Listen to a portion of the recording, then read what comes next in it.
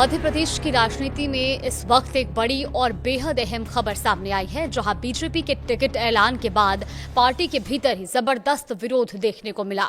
दतिया विधानसभा उपचुनाव के लिए बीजेपी ने जैसे ही अपने उम्मीदवार के नाम का ऐलान किया, पूरे इलाके में विरोध प्रदर्शन शुरू हो गया, जो देखते ही देखते हिंसक झड़प में बदल गया। पूर्व गृह मंत्री नरोत्तम मिश्रा को टिकट नहीं मिलने से नाराज उनके समर्थकों ने नेशनल हाईवे 44 पर चक्का जाम कर दिया और हालात इतने बिगड़े कि पुलिस पर पथराव हुआ, जिसमें दतिया के एसपी समेत कई पुलिस अधिकारी घायल हो गए हैं। नमस्कार, आप देख रहे हैं न्यूज़ 18 का डिजिटल प्लेटफॉर्म और मैं हूं आपके साथ जागृति खंतवाल। तो चलिए आपको विस्तार से बताते हैं कि आखिर पूरा मामला क्या है। दरअसल मध्य प्रदेश की दतिया विधानसभा सीट पर होने वाले उपचुनाव के लिए बीजेपी ने शुक्रवार को अपने उम्मीदवार की घोषणा की। पार्टी ने वरिष्ठ नेता और पूर्व गृह मंत्री नरोत्तम मिश्रा की जगह आशुतोष तिवारी को अपना आधिकारिक उम्मीदवार बनाया और यही फैसला पूरे विवाद की वजह बन गया। नरोत्तम मिश्रा और उनके समर्थकों को उम्मीद थी कि पार्टी एक बार फिर उन्हें ही उम्मीदवार बनाएगी।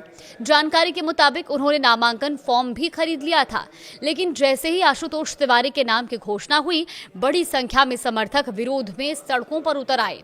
विरोध प्रदर्शन धीरे धीरे उग्र होता गया।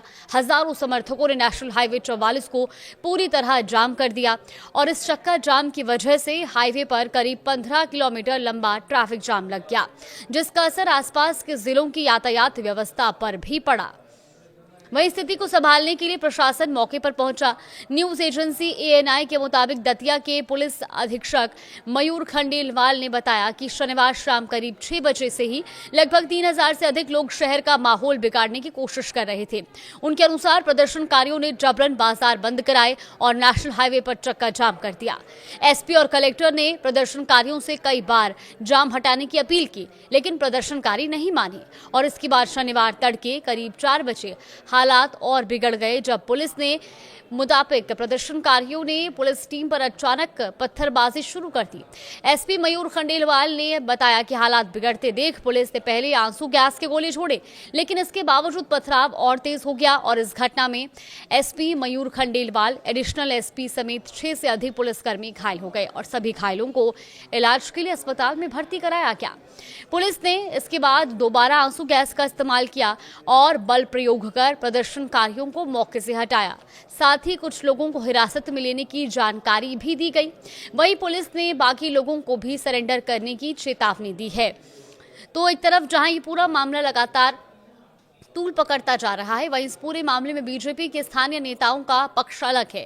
बीजेपी के जिला मंत्री भानु सिंह ने आज जब एक बातचीत की तो उन्होंने ये दावा किया कि प्रदर्शन पूरी तरह शांतिपूर्ण था और उनके मुताबिक कार्यकर्ता केवल पार्टी नेतृत्व से ये मांग कर रहे थे कि दतिया का टिकट वापस लेकर नरोत्तम मिश्रा को दिया जाए। उन्होंने आरोप लगाया कि पूरी रात कार्यकर्ता रामधुन गाकर अपनी मांग रख रहे थे, लेकिन पुलिस प्रशासन ने बीजेपी कार्यालय में कार्यकर्ताओं को रोक दिया और उनके साथ सख्ती की। भानु सिंह ने यह भी कहा कि जब तक नरोत्तम मिश्रा को टिकट नहीं दिया जाएगा, तब तक उनका विरोध जारी रहेगा और चक्का जाम भी जारी रखने की बात कही। यानी इस मामले में पुलिस और प्रदर्शनकारियों के दावों में स्पष्ट रूप से अलग अलग पक्ष सामने आए हैं। अब सवाल यह है कि आखिर नरोत्तम मिश्रा के समर्थकों में इतनी नाराजगी क्यों है।